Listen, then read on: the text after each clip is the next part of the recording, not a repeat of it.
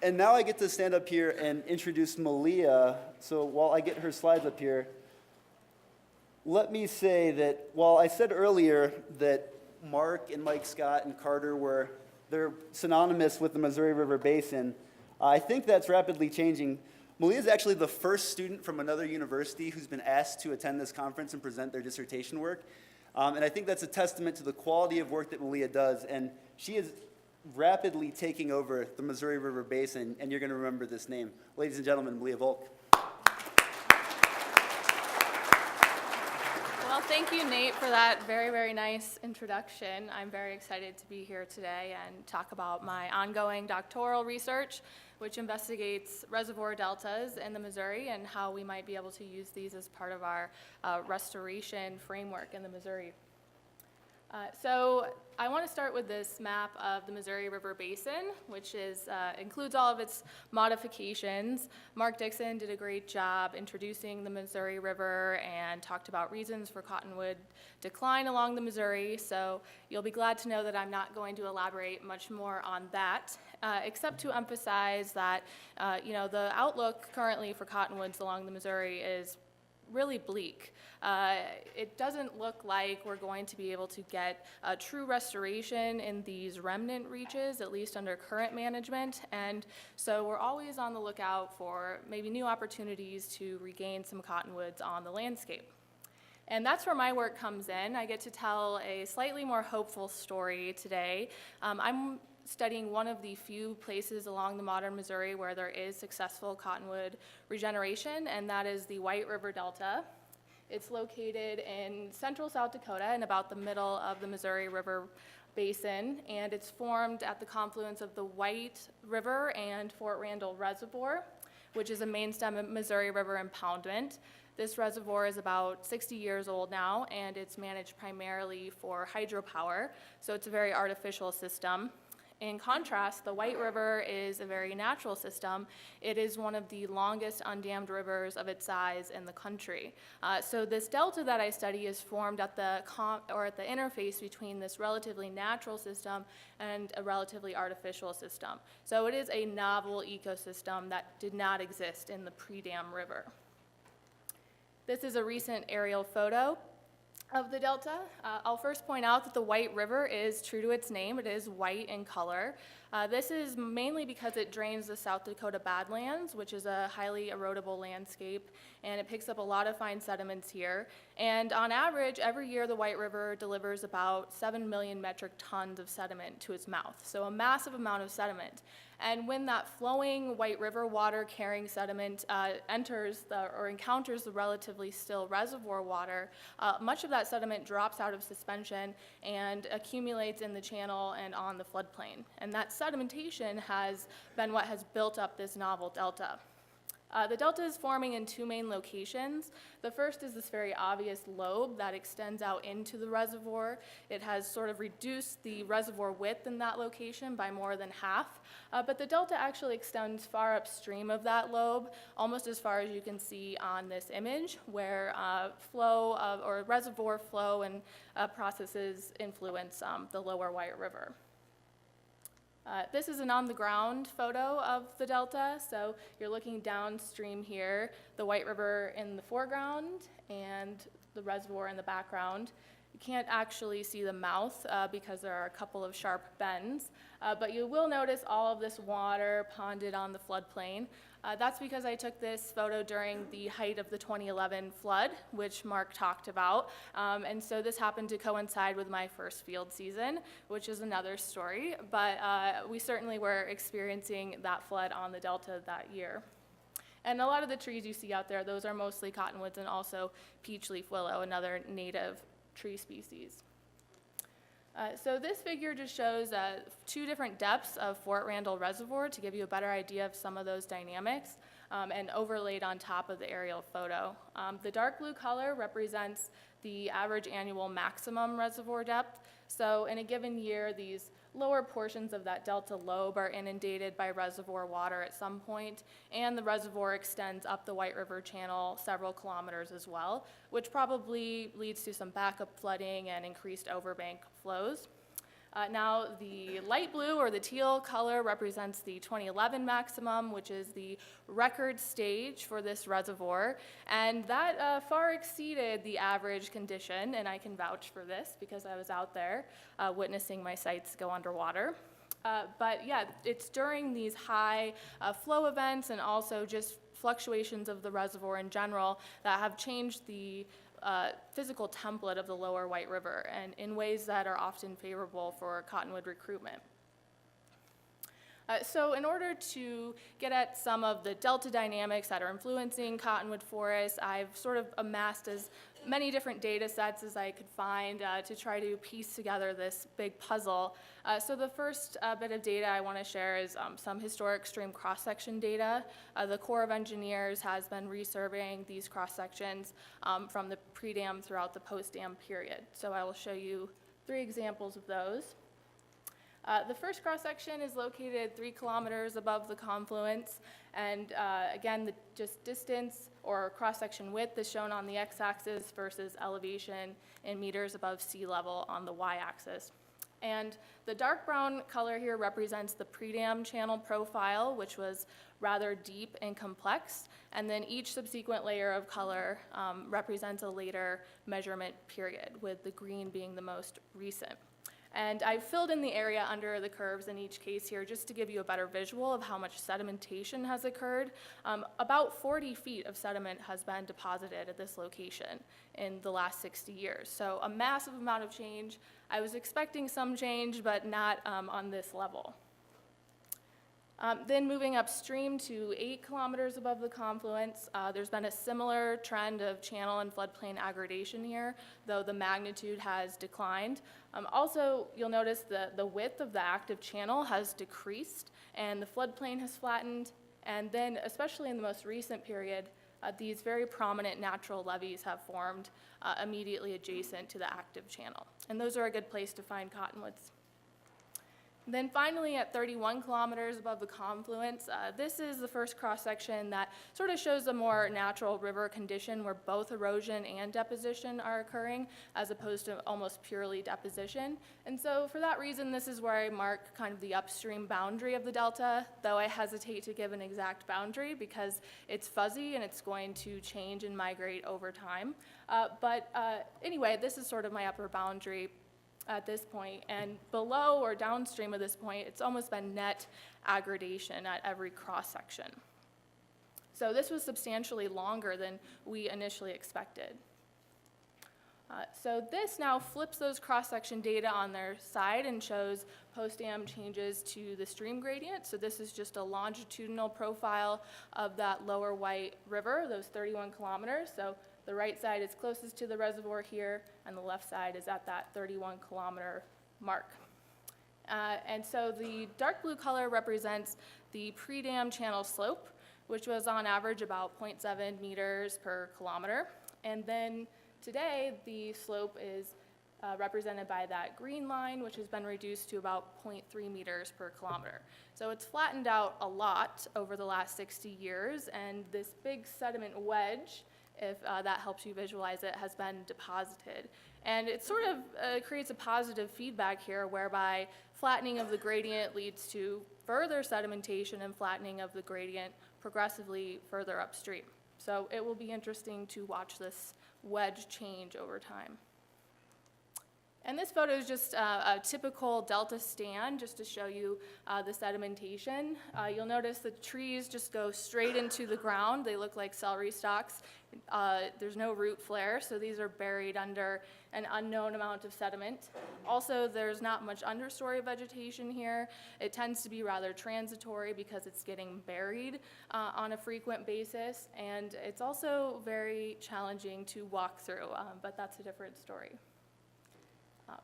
So another thing I did, because I wanted to quantify the amount of forest or woody riparian vegetation area on the delta over time, I gathered a time series of historic aerial photos and digitized them and mapped them in GIS for their woodland area or forest area. And I'll just show you some of that work now. This shows area of riparian forest by year, so each green bar represents a year where an aerial photo was available and area of forest for each of those years. I had one pre-dam image which indicated about 800 hectares of forest existed in the pre-dam delta, and then throughout the post-dam period, there's been an increase, a general increase in forest area over time. So by 2012, there was about a 50% increase in area relative to pre-dam levels. So not too shabby, considering that the trend has been the exact opposite elsewhere along the Missouri River. So I thought this is pretty exciting.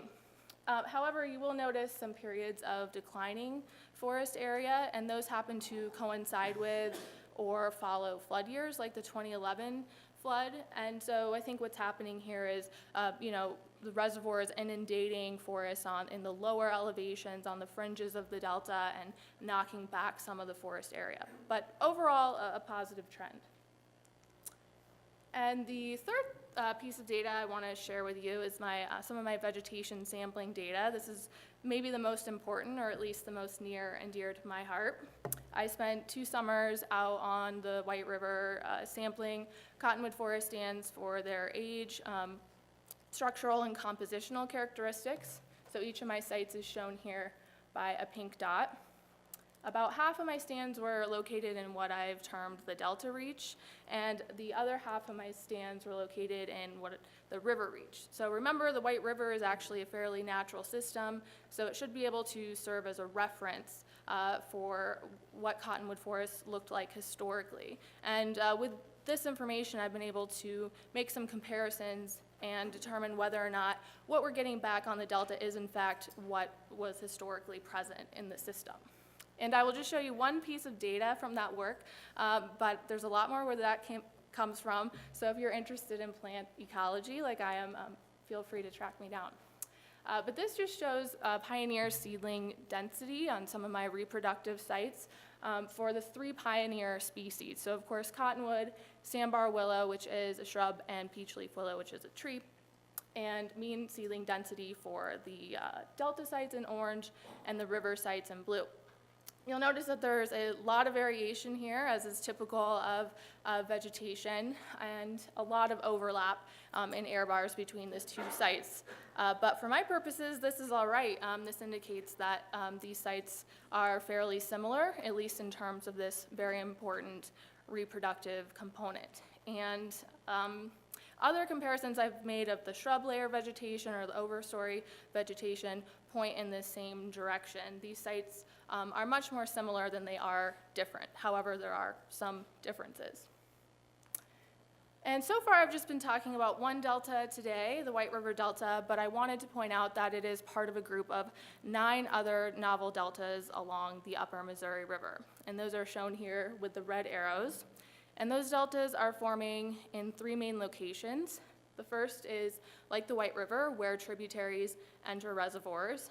The second is where the main stem Missouri River connects with the upper end of reservoirs. And then there's a third category of a combination delta where both the main stem and a tributary enter in close proximity in the upper end of a reservoir.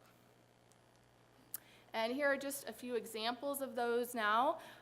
They each are fairly unique. They have their own characteristics, but what they have in common is that they are all forming where flowing water carrying sediment enters into a still reservoir body. And the thing about these deltas is that they are among the most dynamic places left in the Missouri River system today. So they're not only favorable for cottonwood, but they also provide the shallow water habitat and turbid water conditions that are favorable for other native species, including fish. And we were curious about the amount of delta area contained within these 9 deltas versus the amount of area that currently exists in remnant cottonwood forests and those remnant reaches between the dams. And what we found was a little surprising. So we were able to tap existing databases and find out that about 40,000 hectares of cottonwood forests currently exist in those remnant reaches, much of which is in the oldest age classes, as Mark pointed out earlier. And then I did some GIS work, along with some help with my committee, and calculated the amount of area contained within those deltas. And I found that there's about 110,000 hectares of delta area. This was very surprising. We were expecting the Delta area to be a small subset of the remnant forest area. So this, indicates that there's this huge area out there that has sort of been ignored or we haven't been paying much attention to. And I don't want to suggest that these deltas are currently wall-to-wall cottonwood forests or even could be, but certainly a large proportion of them are favorable for both passive and active restoration of cottonwoods. Okay, as far as advantages of deltas, as I just said, they're big, a lot bigger than originally planned. Along with that, a high proportion of these deltas are in public land. So that removes a lot of the barriers for allowing floods to happen or doing some management or restoration that might be more difficult in a private situation. Also, as I mentioned, they have a more natural hydrograph than the Missouri River. So they're sort of this refugia of the Missouri River of its past, where we have ample sediment and variable flow conditions. And from what we can tell, they're often dominated by cottonwood and willow. This isn't always the case, but certainly on the White River, that's what I have observed, and on a few other deltas as well. But this is a big point. They have the high potential to expand, given that reservoir management is modified.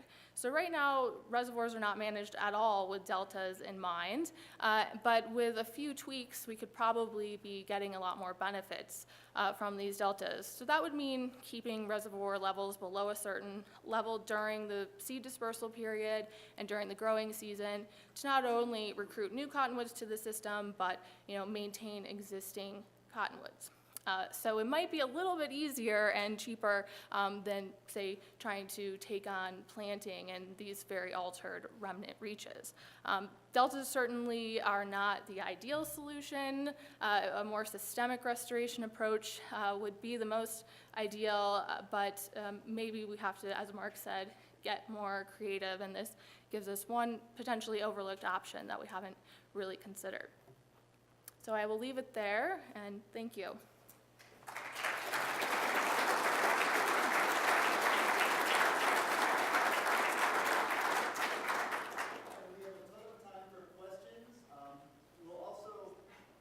Let questions go until we run out, and then we'll have lunch from 12 to 1 o'clock, and we'll reconvene here at 1.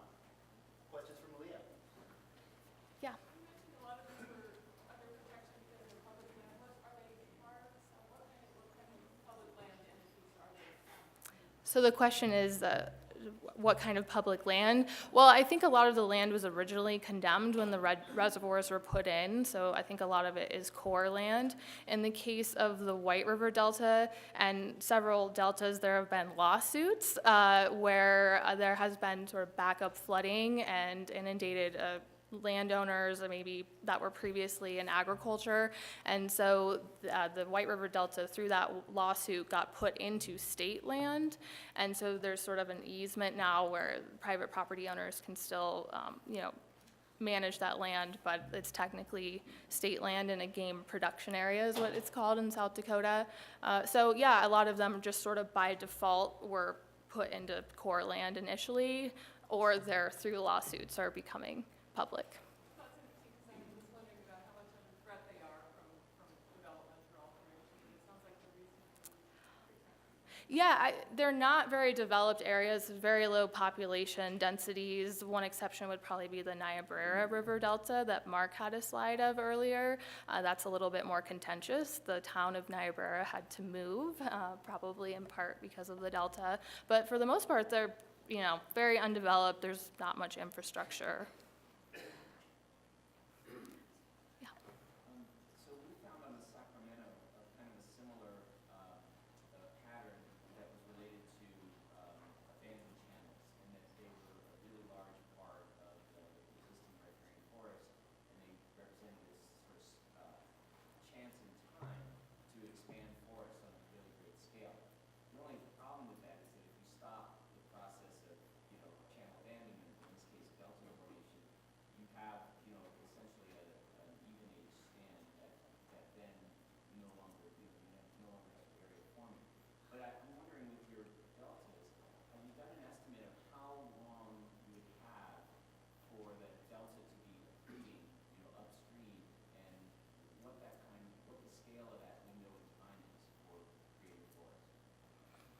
How long? Yeah, I mean, this has just been occurring passively. I don't know how long it would take. The rate of change, at least in terms of the aggradation, it is slowing down. I think that they're just going to have continued inputs of sediment, so it's going to grow, but I think at a slower rate. So I don't know if this answers your question, but it's growing both downstream, upstream, and then in elevation as well. Yeah, it's hard to say. I'm not really sure, but the rate of change is slowing down. Yeah.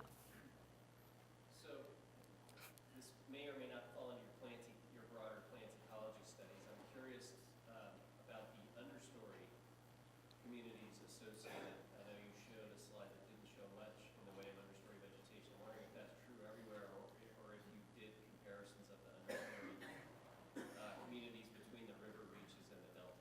Yeah, I did. And the understory community is so variable even within a given reach. So I found the similarity scores were almost the same within a given reach as they were between the reaches, but that's certainly a more transient component, especially in the lower delta. It's just getting knocked out so often. And so I'm seeing some weird things there where there's actually a cottonwood recruitment occurring within existing stands of cottonwood in the lower delta, which I didn't really see on the upper delta. And then there is a higher proportion of flood tolerant species in the delta versus on the river. But yeah, I wasn't able to come up with any great similarity between those two in terms of the understory, but the overstory is very similar. I think, did you have a question? You've been waiting. Oh, I think Pat got my question. Okay. Well, I guess I can broaden that and say, you talk about active versus passive restoration. And, in the passive sense, you are getting regeneration environments for some of these important pioneer trees. And the understory is one following question, and another one is Mark was also talking about bird life. Has anybody been studying, kind of the biodiversity signature of these in a broad brush?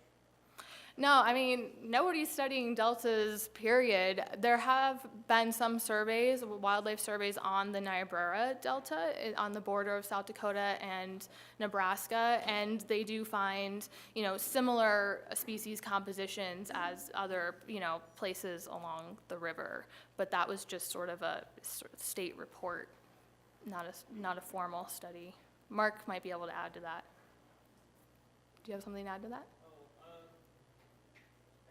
That particular delta might be a little different than some of the others too. It's much Yeah. more, currently much more wetland vegetation, so more of a wetland bird component, although that could change in the future if we have more woodland development. Mm-hmm.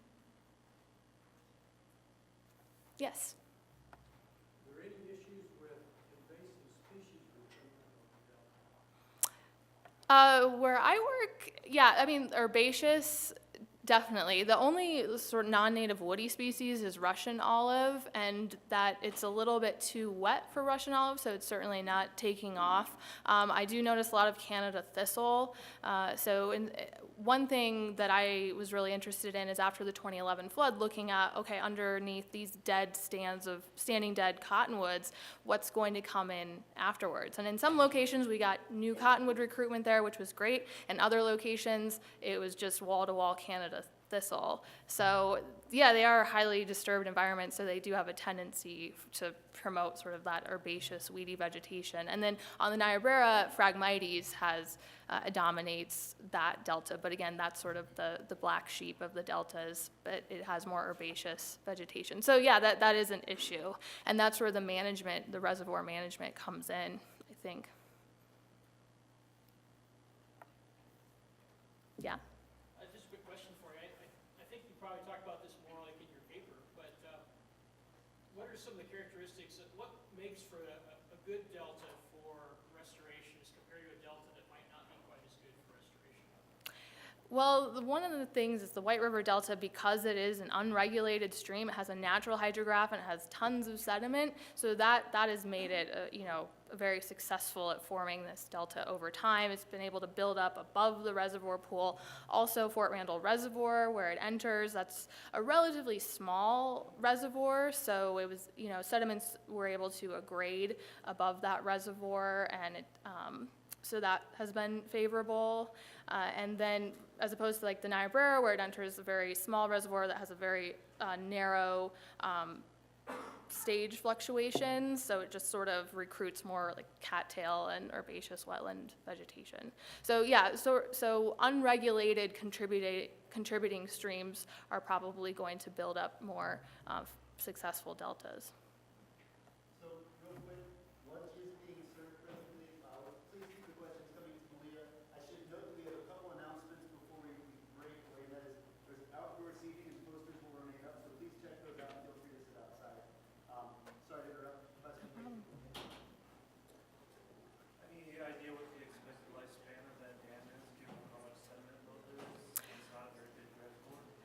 Actually, the lifespan of the reservoirs are pretty long, hundreds of years. So that's kind of a misconception. There's some anti-delta sentiment because of, one, it reduces flow conveyance and causes that issue, and then reduced storage capacity, but it's actually pretty far in the future. That's probably it. Okay, thank you.